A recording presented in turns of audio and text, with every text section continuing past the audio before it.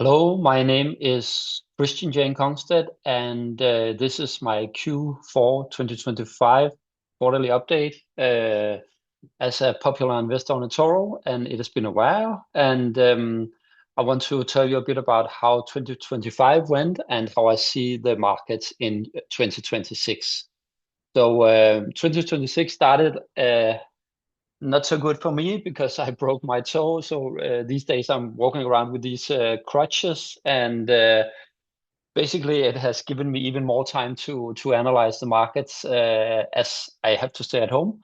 And this is well, I try to get the best out of it because it's obviously not a fun situation not being able to do anything else. But yeah, I have a lot of time in my hands now to analyze, and things have been starting well in 2026. So just to go through the agenda here, I'm going to speak a little bit about my performance and about the portfolio as it is, how 2025 went, and also what I've been changing recently. And then I'm going to give some arguments about how 2026 is going to develop most likely. If you don't know me, you should search for CPH Equities on YouTube. There's a small video telling you a bit more about who I am.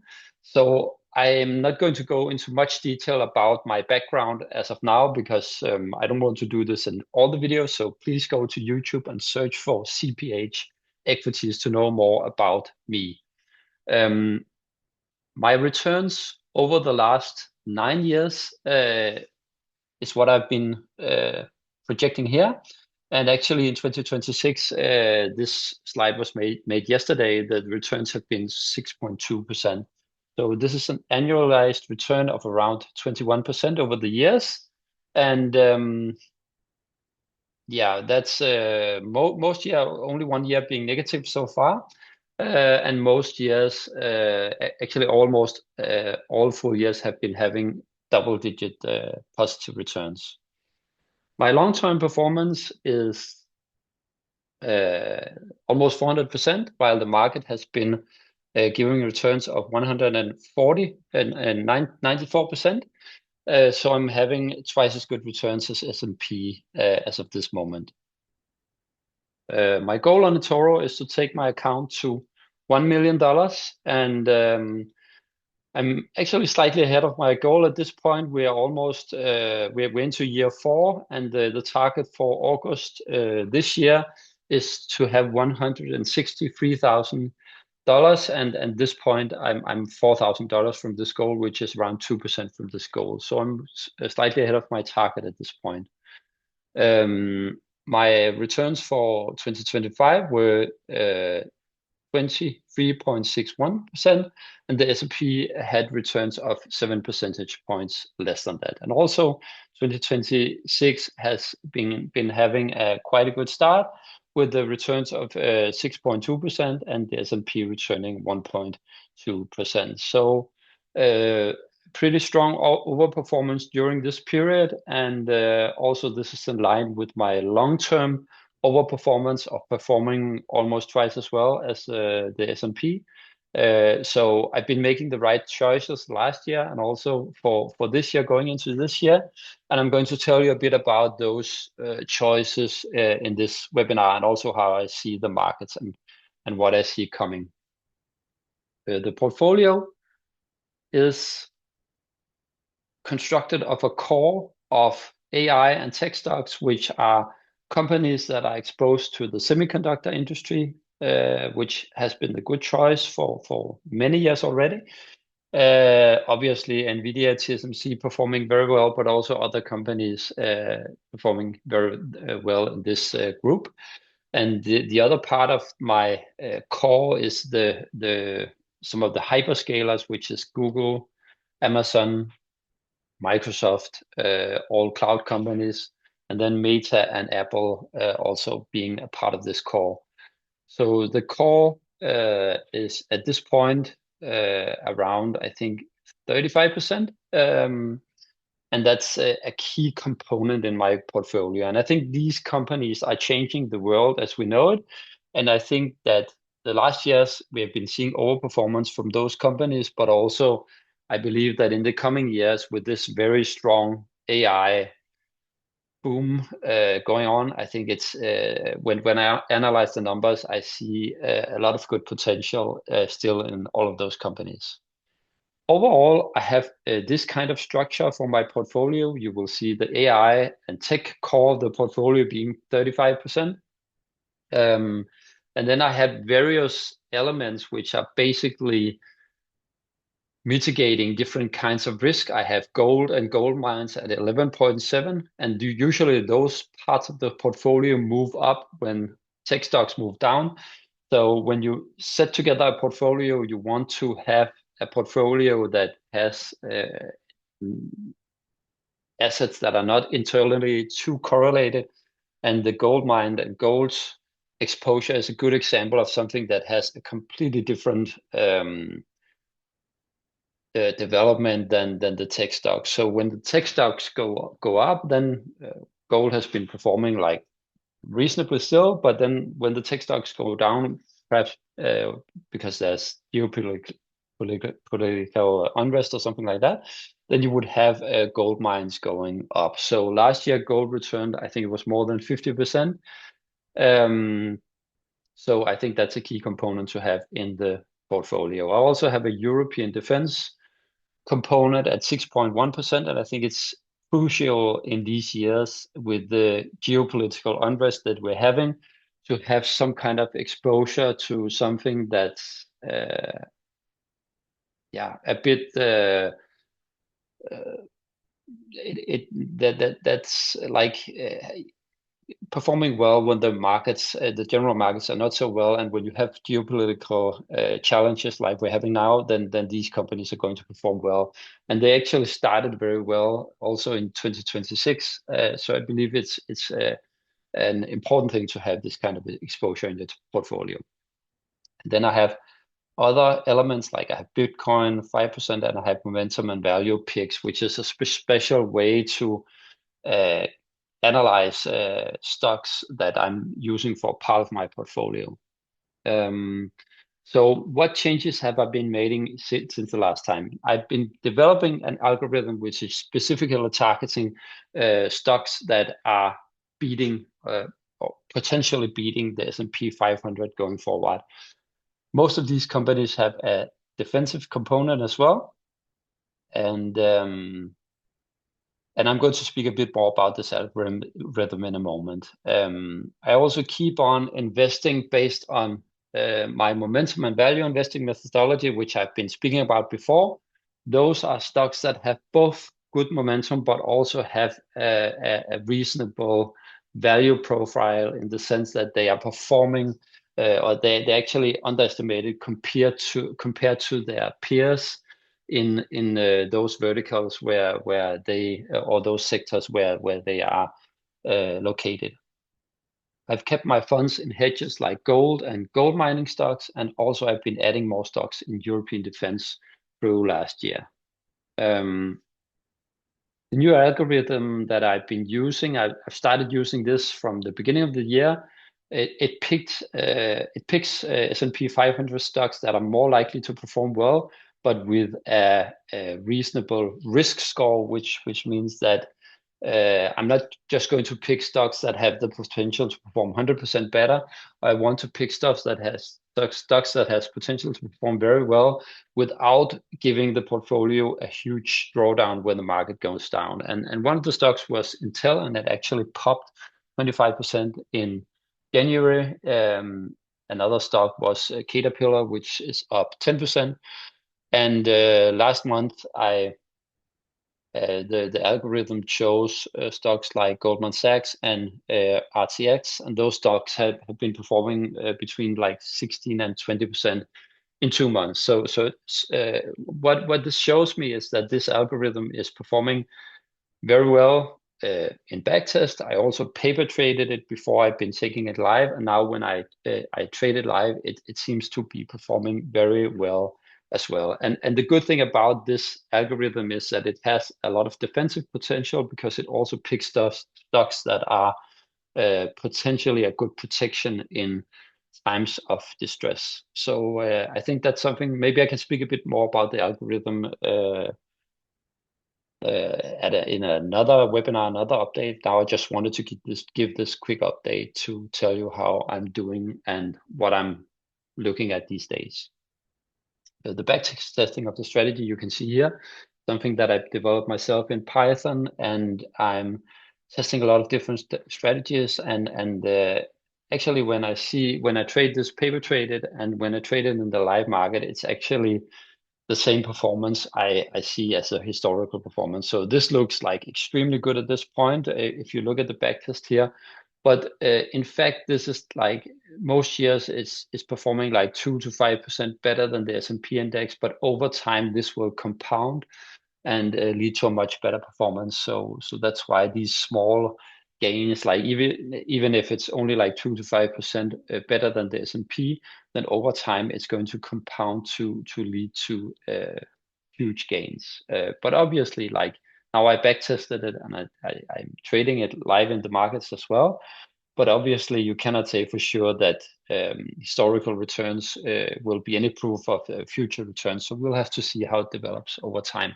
But now a part of the portfolio is running based on this algorithm. Around 25% of the portfolio is using this algorithm. The current markets, S&P 500 showing a bullish development at this point, but slowing a bit lately. Bitcoin is turning upwards again. Looks like we are getting some kind of momentum, and at this point it looks pretty positive. But you never know. We're starting to see good inflows to the ETFs again. So I think that there's a chance that 2026 could be a pretty good year for Bitcoin, at least based on the momentum we have now. Gold, even better, still very bullish exposure. And I've kept my exposure going into 2026, because I see central banks still buying a lot, and geopolitical unrest pushing gold higher. We're also seeing most likely interest rates going down in the US, which should also be bullish for gold. So I think there's a lot of signs that gold could have a continuous bullish development in 2026. But obviously, we're going to have corrections along the way. But this is certainly an exposure that I would like to be keeping over, probably at least this year. European defense stocks doing good once again, obviously based on the geopolitical challenges that we have right now. And if we look at the economical situation, it looks like we are. It's less likely at this point that we will have a recession this year. Odds on polar markets is going down. Also, investment banks are setting their estimates lower at this point. So I believe that this is probably not the main fear in the market right now, an actual recession. Another tail event that we should be looking at is like if anything would happen in the China-Taiwan situation. And at this point, the odds on polar market is around 9% chance, which is like a quick way to estimate what the market sees as the odds of this happening. So it's still kind of like a tail event. It's not the most likely thing to happen at this point. But obviously, this is something that would have huge consequences for the stock market if it happened. And then there's new risk in the market, which is the Trump and Greenland situation. If Trump is going to acquire Greenland, that's not necessarily something that would affect the market negatively, but obviously the risk here is like if we have a disagreement as we have now, and this disagreement escalates, then we could have kind of a US-European trade war escalate once again. That's certainly a risk. And even like the more tail risk scenario is the US actually attacking Greenland and Denmark, which is my country, of course. So I'm following this situation very closely. And I believe that right now, the most likely situation is obviously not the US attacking Greenland and Denmark. It's something like I would set as a single digit. The odds of doing this is of this happening is a single digit odds at this point, but obviously it's something that we have to keep in mind. So in total, I want to summarize, how do you see 2026? I think that the bullish case is at this point the strongest going into this year. I've been quite bullish, and also the market has started with a green bar. I think if you look at the historical probability, like over the last 55 years, we have been seeing positive returns in around 70 to 80% of the years. So if you bet on the year being a positive year, you would have the odds on your side. But I think there are some things this year that are specifically positive, which is that the Fed, the US central bank, is still expected to cut rates further in 2026. And this should stimulate the economy and lift the stock prices over time. The so-called big beautiful bill legislation is projected to add nearly 1 percentage point to GDP growth in the first half of 2026. And you could see lower corporate taxes boost companies' earnings. So I think that's also positive for the stock market at this point. And then obviously AI investments continue to accelerate, and this could support growth and to potentially deliver the first real productivity gains from AI-related investments. So that's obviously something that I'm following, as well as 35% of my portfolio is related to AI investments. So the risks at this point is obviously the stretched valuation. If you look at traditional metrics like the PE value, then it's pretty high at this point. And at some point, and I think probably not this year, but you never know, at some points valuations are going to normalize, and this typically happens through falling prices. So at some point when the market is not so positive about the future anymore, or some event triggers this correction, then we could see falling prices, and that could happen even this year, of course. There's as you know, a large market concentration with the big tech and AI stocks driving the market, and obviously, if these companies start to disappoint, then it could trigger a broad sell-off. And I think it's not the most likely thing at this point, but it's obviously something to follow. Then we could see inflation come back based on this loose fiscal and monetary policy, weaker dollar, and so on. And that's something that could reignite inflation. And I think that's something to watch out.